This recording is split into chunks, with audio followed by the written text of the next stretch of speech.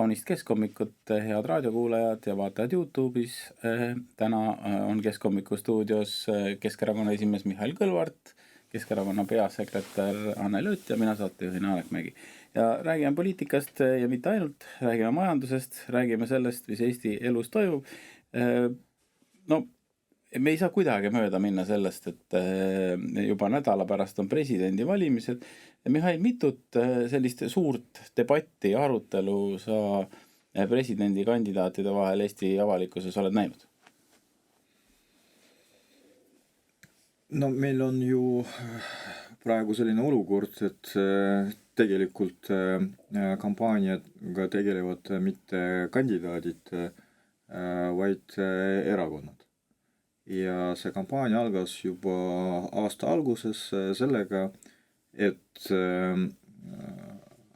koalitsioonierakonnad ja sotsiaaldemokraadid korraldasid kampaaniat, et diskrediteerida praegust presidenti, Alar Karist.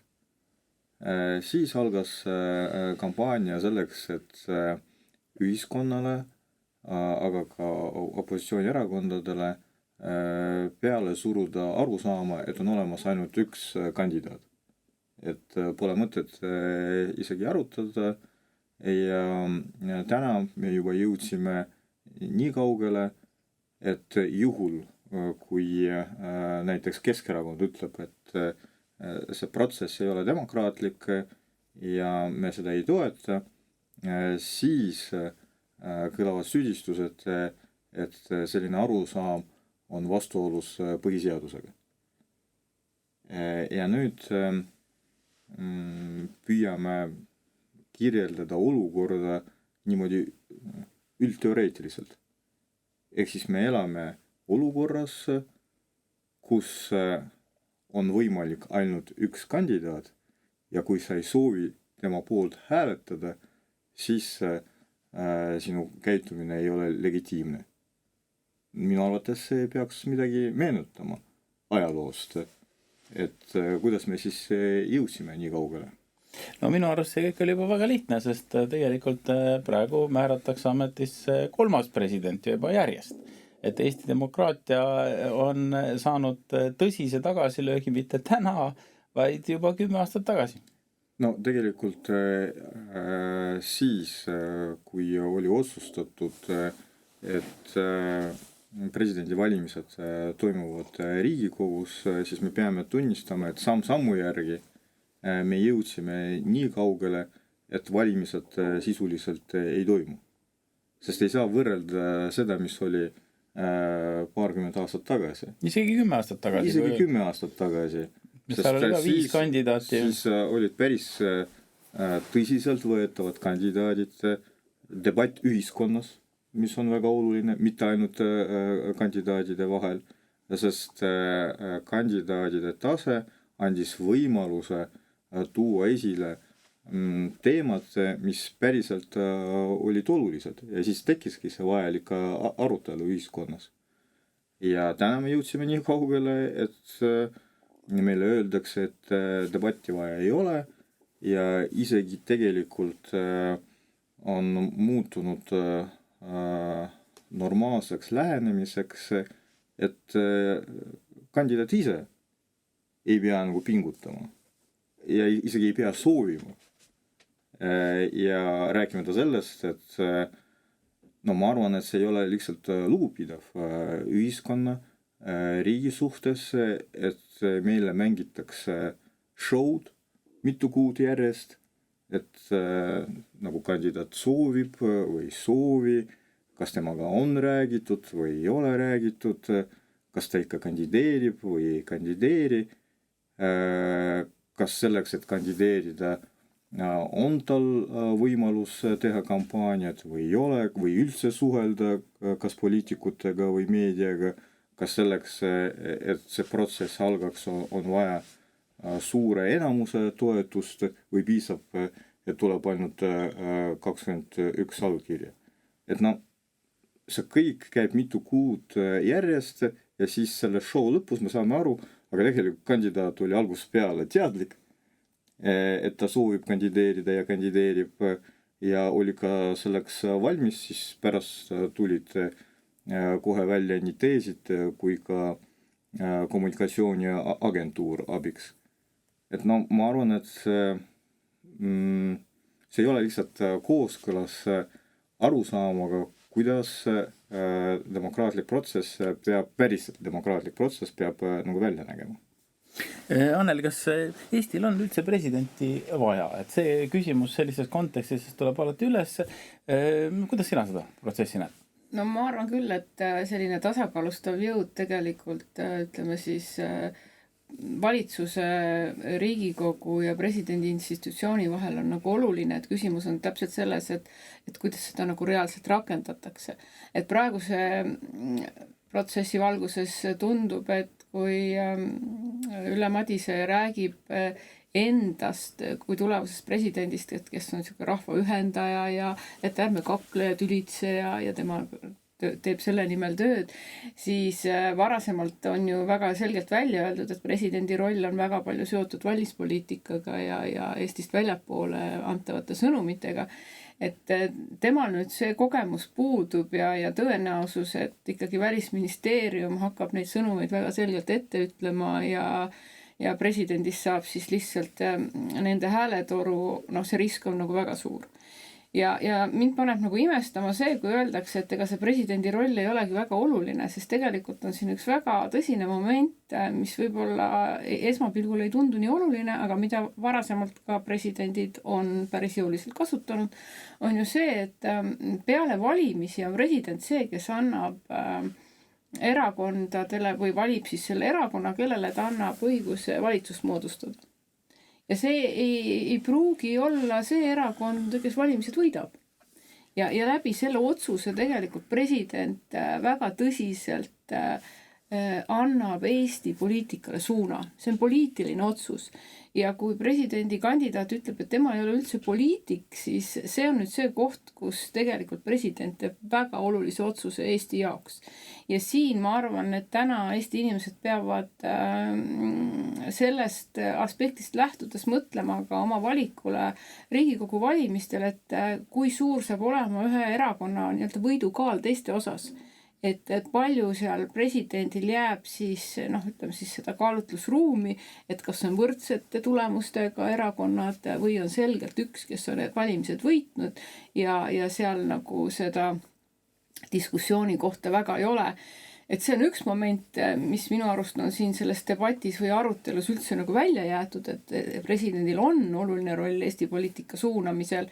Ja teine on see, et selline silmakirjalikkus võib-olla meedia poolt praegu on, kuidas tegelikult tänane Eesti president Alar Karis siin kevadel, suve alguses ja siis ka kui Keskerakond tema kandidatuuri või tema jätkamist toetas, oli Eesti rahva seas väga suur.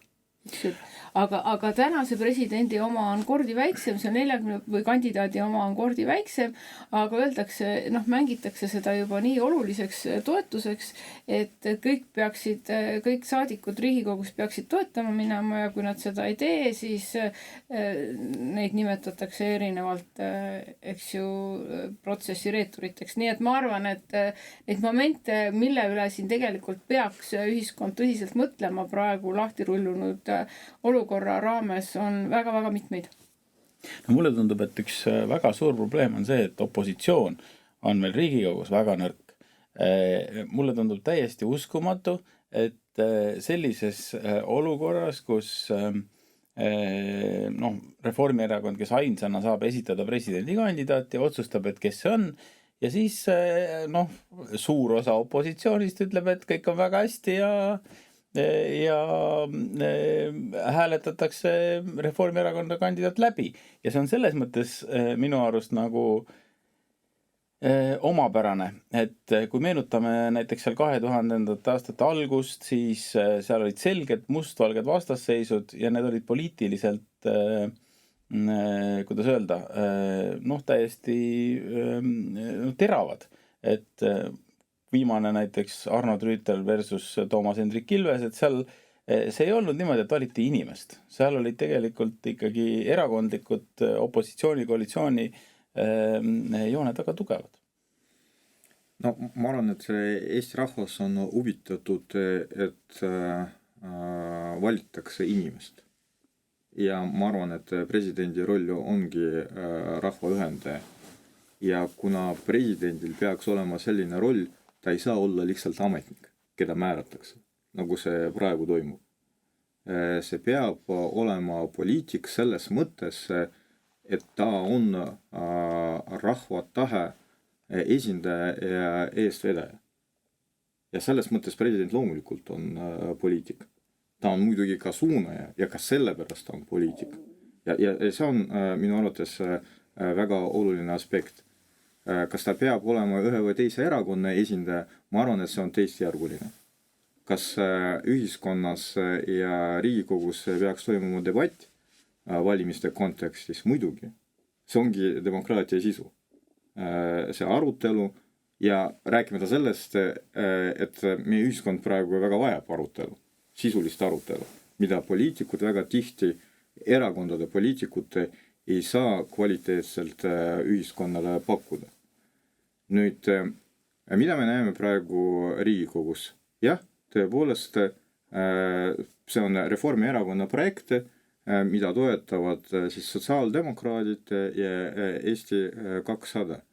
Aga ma küsin, kas koalitsiooni erakondadel on praegu ühiskonnas piisav toetus ja usaldus selleks, et olla selle protsessi eestvedaja rollis? Mihhail, mina vastan, et on. Sellepärast, et valitsus ju püsib. Et ükskõik, kas tal on pool jalga, mis iganes, aga ta ju praegu püsib. Aga see oli irooniaga öeldud muidugi. President tuleb 5 aastaks. Selle aja jooksul tuleb väga palju muutusi. Ja täna me peame tunnistama, et Riigikogu enamus, ehk siis Reformierakond, kes toob Eesti rahvale presidenti, on minimaalse toetusega. On see 12%, 13%. No peaministri toetus on 4%. Ehk siis 13% toob Eesti rahvale presidenti. See on praegune reaalsus. Ja kui Keskerakond ütleb, et see ei ole demokraatlik, see ei ole õige, niimoodi see protsess ei pea olema üles ehitatud ja me loomulikult ei kavatse selles protsessis sisuliselt osaleda, siis see ei ole mingi protsess, see ongi nagu määramine. Siis me öeldakse, et see on vastuolus põhiseadusega. Et no kui on päriselt selline arusaam põhiseadusest, demokraatiast, siis mulle tundub, ja ma ütlen seda otse välja, et me liigume autoritaarsuse suunas. Aga võib-olla, ma ei taha sulle vastu vaielda, aga võib-olla on küsimus ka selles, et Eestis käsitletakse presidenti kui hoopis teistsugust tegelast, kui ta roll tegelikult on. Ja võrdleme, kui küsida Eesti rahva käest, et kes on Saksa president või kes on Iisraeli president, siis ma arvan, et inimesed ei tea. Aga kui me küsime, kes on Soome president, siis inimesed teavad. Ja ma tuletan meelde, et ka Soomes on parlamentaarne riik. Vaatamata sellele president on valitud rahva poolt ja mulle tundub, et tänane president on päriselt ka rahva esindaja, sealhulgas ka rahvusvahelisel areenil. No sellega võib nõustuda ja tegelikult on niimoodi, et Lennart Meri oma selles viimases kõnes, kui ta Riigikogus ametit üle andis üle seaduseelnõu, mis ütles, et teeme otsevalimised, et tegelikult Eesti kõigi aegade kõige populaarsem president on seda mõtet toetanud. Ja seda on ka Keskerakond järjepidevalt ju seda eelnõud esitanud, aga kahjuks ei ole see toetust leidnud. Nii et... Aga millal see otsevalimine siis tuleb? Et Mihhail, et kas pärast järgmisi valimisi kui saadakse mandaat, kas teed ära? No, esiteks ka praegune president toetab otsevalimisi ja loomulikult see on ka Keskerakonna eesmärk. Aga nagu me teame, et selleks on vaja põhiseadus muuta ja selleks peab olema ka vastav toetus. Ehk siis seda saab otsustada ainult koalitsioon, ükski erakond eraldi seda ei saa lubada saab, aga teostada ei saa, selleks peab olema partner või partnerid. Aga see, mida me päriselt lubame, ongi see, et meie selle ees seisame ka edaspidi. Siis see on ainuke õige tee ja no me näeme, mis on viimaste aastate dünaamika. Et selleks, et olukorda muuta, on vajalik ainult üks käik.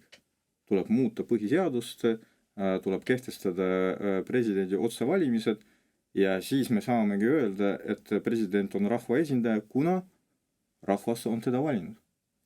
Aga nüüd rahva juurde lähme kohe siit edasi. Presidendina on veel nädal aega umbes aega ja siis on võib-olla otsus tehtud, aga võib-olla mitte, sest enne kui kõik ei ole otsustatud, ei ole midagi otsustatud, nagu poliitikud armastavad öelda. Aga Anneli, ennem 2. septembrit tuleb 1. september. Ja kuidas sulle tundub, kas lastel on kuhu kooli minna? Või mis see seis on? Nii nagu sa ütled, et enne kui ei ole midagi otsustatud, ei ole midagi otsustatud ja tegelikult on haridusmaastikul täpselt sama seis täna. Et kui meil on 1600 last üle Eesti, kes ei tea, kuhu nad edasi õppima lähevad ja samal ajal on uus reform, et 18. eluaastani peab koolis käima, kas õpilane seda soovib või mitte, ta peab seal kooli nimekirjas olema. Ja kui Tallinnas on seal 500-600 lapse ringis, kes tegelikult ei ole kuskil kooli nimekirjas, siis üle Eesti on neid 1600. Ja see ei ole nüüd mitte omavalitsuste mingi tegemata töö, vaid see on puhtalt siis haridusministeeriumi tekitatud segadus, kus väga suures stressis on loomulikult kõigepealt õpilased ise, lapsed, noored, nende vanemad, perekonnad, õpetajad ja lõpuks ka omavalitsustes kõik haridusvaldkonnaga tegelevad inimesed. Ja millest probleem on alguse saanud, ongi sellest saanud, et ühelt poolt tehakse pidevalt mingeid reforme ja muudetakse, aga neid ei mõelda lõpuni ja süsteemselt läbi ja lõpuks on siis see, et kannatavad need inimesed, kes peavad siis, täna siis noored lõpetavad põhikoolis enam eksameid nii-öelda piisavalt hästi tegema ei pea, igal tingimusel saad lõpetada, aga sa pead minema edasi õppima. Aga see, et selleks, et edasi õppima minna, nüüd koolid rakendavad erinevaid tingimusi, eks ju. Ja 30. märtsist 1. septembrini neid tingimusi muuta ei või. Nii et kui sa neid tingimusi täitnud ei ole, siis täna noored inimesed ongi nii-öelda maa ja taeva vahepeal ja ei tea, kuhu siis nad lõpuks maanduvad. Ja need, kes ei ole üldse kuhugi katseid teinud, neid hakatakse siis nii-öelda vägisi kuskile kooli nimekirjadesse panema, eks ju, siis kutsekoolidesse, mis omakorda teeb siis kutsekoolides selle õppekeskkonna äärmiselt keeruliseks ja õpetajate läbipõdemist nii-öelda siis kiirendavaks.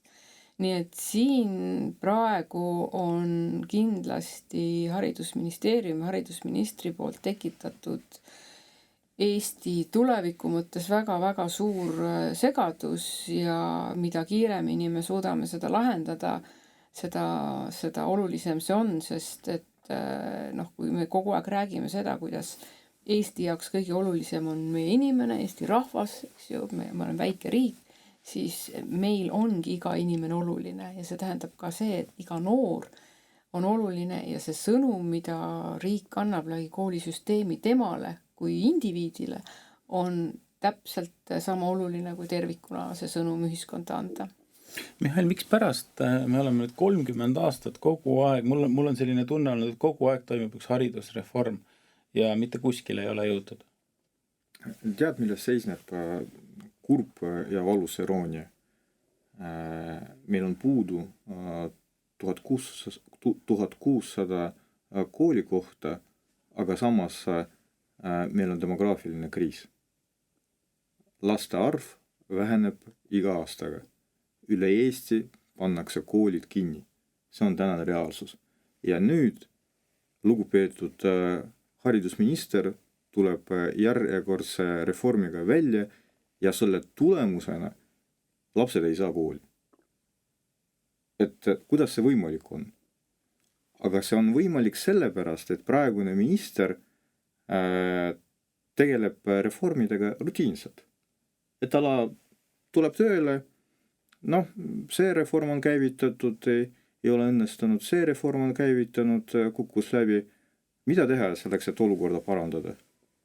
Õige, uus reform. Ja niimoodi see päriselt näeb välja. Et kõik õpetajad, koolidirektorid ütlevad, et haridusvaldkonnas ei tohi üheaegselt mitu reformi korraldada. Haridusvaldkonnas kõik muutused võtavad aega. Nad peavad olema ette valmistatud. Selleks on vaja ressurssi. Inimesed peavad harjuma. Ei, järjest, üksteise järgi. Ja iga reform tekitab koolides stressi. Õpetajad ei saa hakkama, õpetajaid meil ei ole. Ja siis haridusteadusminister ütleb meile, aga nüüd meil on uus arusaam. Kooli kohustus 18 aastani. Ja siin on veel ju ka teine aspekt, et kooli sa ei saa, aga sa ei saa ka tööle minna. Sest see on kohustus, sa pead koolis käima. Sul seda võimalust ei ole, aga kohustus on. Ja praeguses olukorras, kus neljandik meie inimestest elavad suhtelises või absoluutvaesuses, see noor inimene isegi tööle ei saa minna.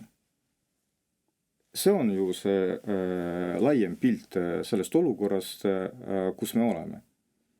Ja mida ütleb siis lugupeetud minister, nagu alati, süüdi on omavalitsused, nemad pidid korraldama, see oli ministeeriumi idee, minister ütles, et nemad loovad ressurssi, nemad loovad koolikohti, aga nüüd on ikkagi omavalitsus süüdi. Lapsed on süüdi, nad on kuskile kadunud, me ei tea, kus nad on, et tegelikult lapsi nii palju ei ole. Mis mõttes lapsed on kadunud? Kes on veel süüdi? Noh, Eesti inimesed on süüdi, vaata, kuidas te ütlete, et koolikohti ei ole, et meil näiteks Lõuna-Eestis mõned vabad koolikohad on olemas. Et noh, mis siis, et sa elad Tallinnas? Ei ole ju kaugel. 250 kilomeetrit, ei ole ju kaugele minna. Mis soos näiteks? Ja tegelikult probleem on lahendatud. Et me teame, kes on süüdi ja ma arvan, et täna on praegu õige aeg, et algatada uut reformi. Et nagu teist võimalust ei ole. Ma arvan, et kui 2. septembril Riigikogu tegeleb presidendi valimisega, siis koolides on see stress ikka väga suur, kui see vastuvõtumäärus saab muuta, mis tähendab seda, et koolid saavad siis täiendavalt õpilasi registreerima hakata, sest 1. septembrini määrus kehtib, kus on tingimused kirjas ja need, kes siis on joone all, ei ole sinna kooli vastu võetud.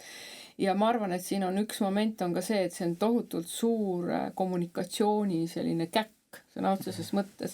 Ja mõelge nüüd nende noorte inimeste peale, kes siis kevadel on 9. klassi lõpetanud ja tegelikult kogu suve on elanud selles stressis, et nad ei tea, kuhu 1. septembril minna ja kas minna, eks ju, ja samas ongi see, et nad ei saa ka tööle minna, sest nad teavad, et nad peaks nagu kuhugi kooli minema, aga kuhu kooli ja siis, kui nad tõesti ei olegi kuskile katseid teinud, siis tuleb teada, et nüüd sa lähed sinna tehnikumi, meeldib see sulle või mitte ja see õpetaja siis peab hakkama nende õpilastega seal tegelema.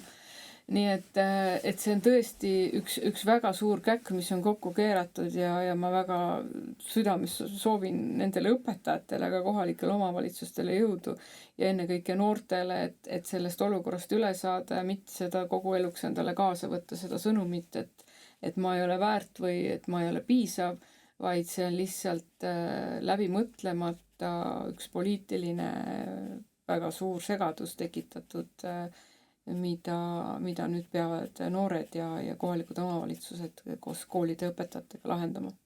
No meil praegu on siis koolikohustus, tegelikult võiks olla hoopis töökohustus, aga läheme siit veel ühe väikese väga suure teema juurde ja see on eelarve. Kas te olete juba raha kokku lugenud, et mis on kõik puudu nagu selles legendaarses Eesti mängufilmis, et algul oli kõik üle ja siis pärast oli kõik puudu. Noh, midagi ei ole alles.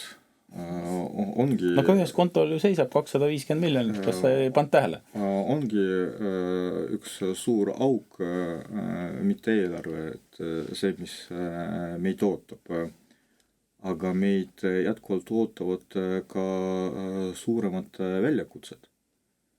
Et mulle tundub, et täna me juba oleme harjunud mõnede asjadega, mis tundub olema uus normaalsus ja uus reaalsus. Kas keegi räägib sellest, et meil on diislikütus püsivalt 2 eurot? Et noh, veel kevadel see oli stress ja šokk kõigile ja siis me just siin stuudios arutasime, et Hormuzi väina tagajärjed, isegi siis, kui see kriis lõpeb paari kuu jooksul, jäävad veel pikemaks perioodiks. See kriis ei ole lõppenud. Hormuzi väina kriis ei ole lõppenud ja tagajärjed on käes. Ja ma tuletan meelde, et vaatamata sellele, et ilm ei ole suvine, aga täna on veel suvi.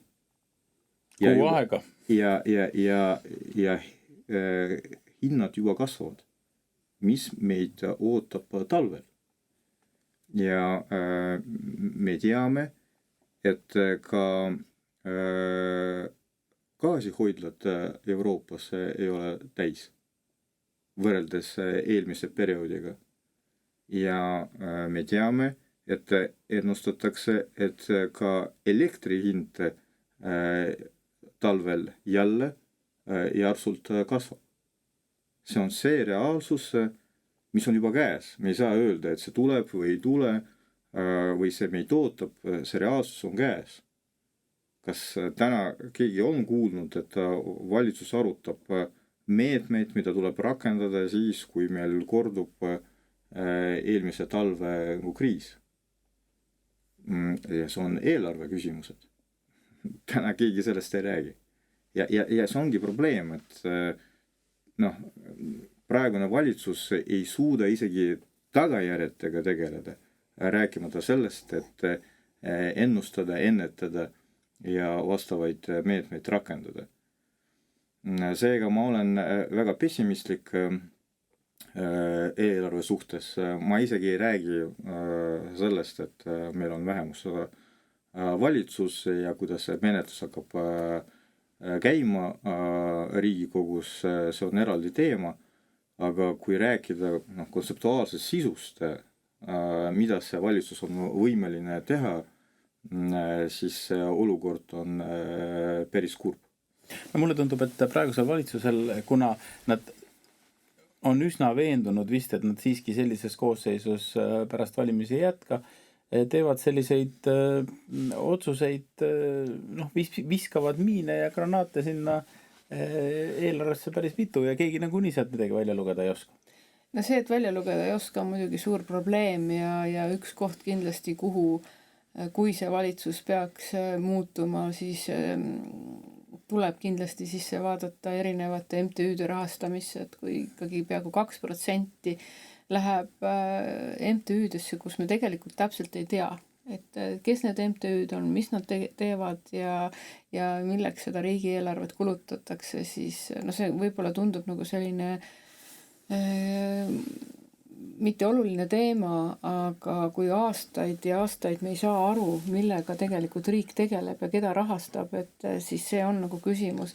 Aga praeguse riigieelarve kokkupanemise juures, siin saab 2 pidi vaadata, et üks on see, et väga palju ei pea nerveerima, sest meil on vähemusvalitsus. Ja et nad võivad siin ükskõik mida kirjutada, aga eelarvet vastu võtta ei saa.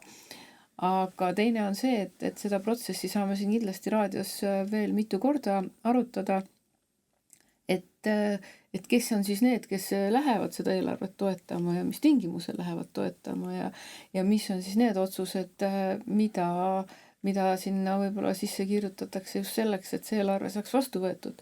nii et saab olema kindlasti nagu huvitav ja ma arvan, et siit saab ka valija endale väga tugevad sõnumid valimisotsuste tegemiseks, et millised erakonnad siis on need, kes tänast valitsust toetavad tema eelarve vastuvõtmisel ja kes on need, kes on ikkagi tõsiselt opositsioonis ja tahavad Eesti elu paremaks muuta.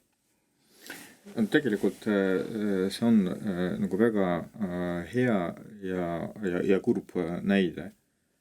Et me väga palju räägime investeeringutest. Me saame aru, et investeeringud on suuremas plaanis majanduse veduri rollis. Ja nüüd valitsus otsustab, et 250 miljonit tuleb kuulutada investeeringuteks selleks, et elavdada majandust. Aga valitsus ei tea, mis on investeeringute prioriteedid, sisu ja konkreetsed eesmärgid. Ja see raha lihtsalt põleb kontodel. Ma isegi ütleks mädaneb, kõduneb. Ja mitte niisama, aga see, et see raha põleb ja mädaneb kontodel, keegi saab palka. Selleks on ju loodud nagu alati nagu struktuur. Ilus nimetus ka, et Smart Cap, et seal siis otsustatakse, kuhu raha suunata selleks, et majandus õitseks. Aga ei ole midagi otsustatud.